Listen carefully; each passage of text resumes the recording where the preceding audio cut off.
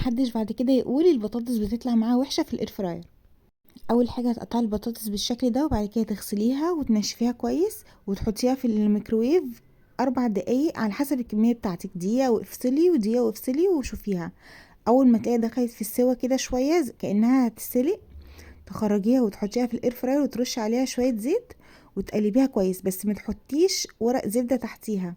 عايزه تحطي ورق زبده حطيه تحت الشبكه، لكن ما تحطوش فوق الشبكه.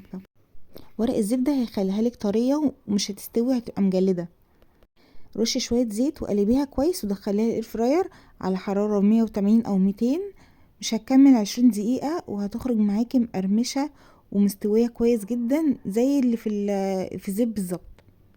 لو ما عندكيش ميكروويف حطيها اسلقيها شويه في ميه مغليه 5 دقايق بس وطلعيها صفيها، واعملي نفس اللي انا عملته بالظبط في الاير فراير، بس الطريقه الاسرع في الميكروويف.